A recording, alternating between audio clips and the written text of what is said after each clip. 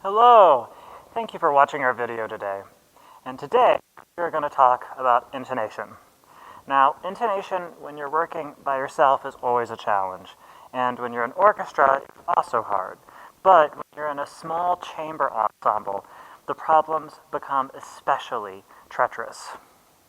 So, I started off talking about the challenges of working by yourself, but this is actually the best place to start when working on intonation before you come to your chamber ensemble. And the first thing you need to do, and I know this sounds obvious, but it's very important, is you need to really carefully tune your instrument.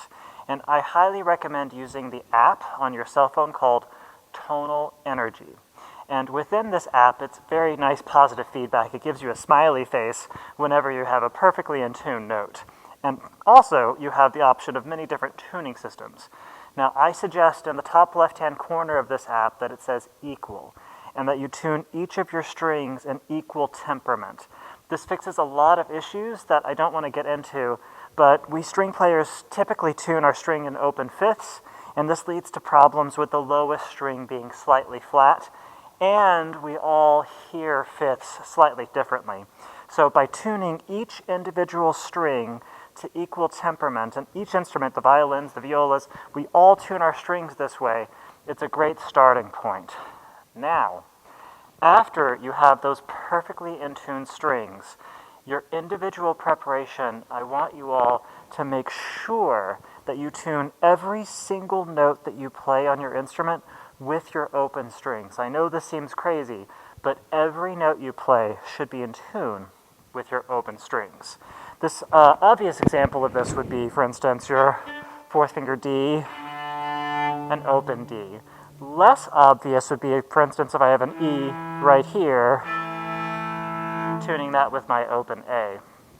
If we all do this as an ensemble in our preparation, we tune our open strings, then as an ensemble, when we all have our fingers in tune with our open strings, it actually makes our instruments resonate in a really interesting and beautiful way. Now, you can also check your intonation with your open strings by listening to the resonance of the notes that you're playing. If you listen to this beautiful ringing sound, and you get this beautiful ringing sound on every note, that's another way to make sure that you're in tune with your open strings. However, there's problems beyond that as well. Sometimes when you play a perfectly in tune note with your open string, it leads to an issue where you're actually out of tune with your ensemble. So I'm going to show you now some examples where your open strings can cause problems and some solutions on how to fix it. So the example I want to show you all is where the viola tunes her B natural on the A string against the D natural of her open D. So Katie, could you play that double stop real quick? Okay, now Katie, could you play that B by itself? So most people would say that's perfectly in tune. However, there are situations in music where the violins precede Katie with notes that are in tune with their open A and E strings. So Dominika and Ingrid, could you play your E and A together real quick? And now Katie, play that B. Okay, so that's actually going to sound very low against those pitches. So Katie has to tune her B against the E of the violin. So Ingrid, could you play your E? And now Katie, could you play your B?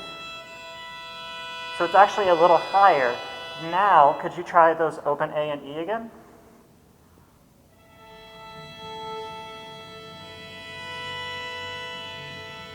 So that's one example of where your open strings, you kind of have to experiment to find which open string to tune against.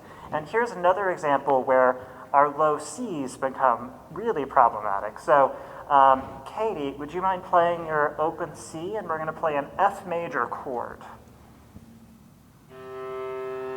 So Katie cannot change her open C, and I'm going to play an F against it. But could you guys play an F and an A for Miss?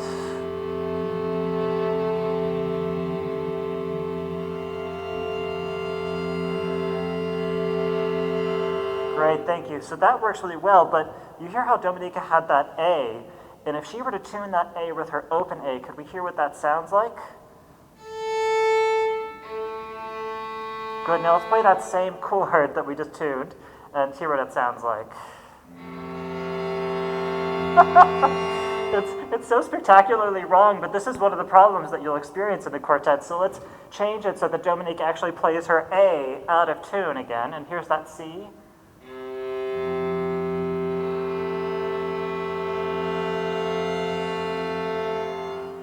So that's another example of how your open strings don't always lead you to the right home. You just have to start with what cannot be changed, for instance, Katie's open string, and then you tune around that.